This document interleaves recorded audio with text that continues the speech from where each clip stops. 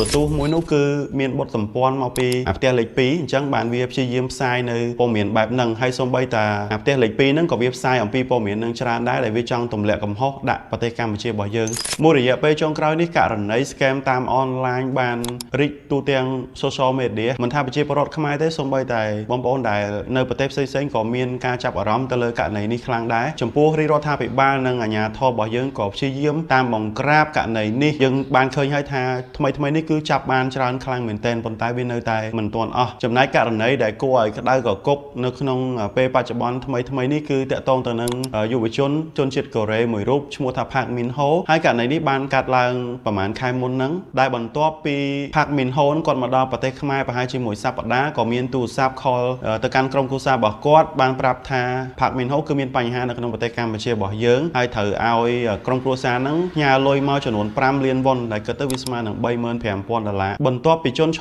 បោកហ្នឹងទៅទារលុយអំពីក្រុមគ្រួសាររបស់ Park Min Ho ហ្នឹងក៏បាត់ដំណឹងអំពីគាត់សូនឈឹងតែម្ដងរហូតមកដល់ថ្ងៃទី8ខែសីហា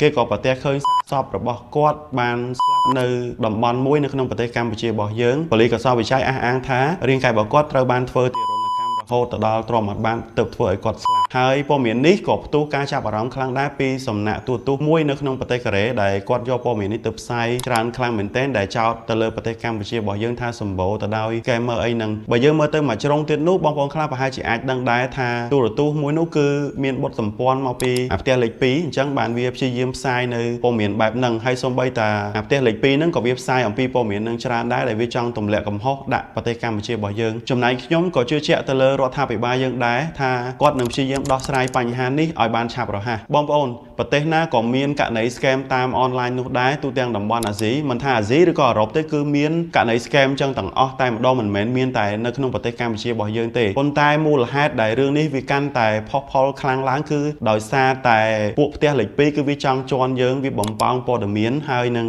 ឲ្យខាងប៉ុស្តិ៍ទូរទស្សន៍ដែលជាបុតសម្ព័ន្ធរបស់ផ្ទះលេខ2ហ្នឹងគឺព្យាយាមបំផុសព័ត៌មាននឹងឲ្យខ្លាំងឲ្យមានការចាប់អារម្មណ៍ពីមហាជនរហូតទៅដល់បងប្អូនប្រទេសកម្ពុជារបស់យើងជាច្រើនក៏ចាប់អារម្មណ៍នឹងដឹងអំពីរឿងនេះដែរយើងក៏សប្បាយចិត្តមួយយ៉ាងដែរដែលមាន influencer ជាជនជាតិកូរ៉េជាច្រើនគាត់ចេញមុខការពីប្រទេសកម្ពុជារបស់យើងបងប្អូនយើងដឹងខ្លួនឯងហើយថាជនជាតិខ្មែររបស់យើងពិតជា slot boat ខ្លាំងមែនទែនប៉ុន្តែអាព័ត៌មានបំពល់ព័ត៌មានដែលបំផុសពីសំណាក់ផ្ទះលេខ2អស់ហ្នឹងគឺអាចធ្វើឲ្យប៉ះពាល់ទៅដល់ប្រទេសជាតិរបស់យើងដែរអញ្ចឹងយើងចូលរួមទាំងអស់គ្នាដើម្បីប្រឆាំងនៅអាព័ត៌មានបែបហ្នឹងដើម្បីឲ្យប្រទេសរបស់យើងទទួលបាននៅយុត្តិធម៌មកវិញពីព្រោះប្រទេសមួយចំនួននៅតំបន់អាស៊ីកំពុងតែលាបពណ៌មកកាន់ប្រទេសកម្ពុជាយើងហើយជាពិសេសគឺប្រទេសថៃនឹងតែម្ដង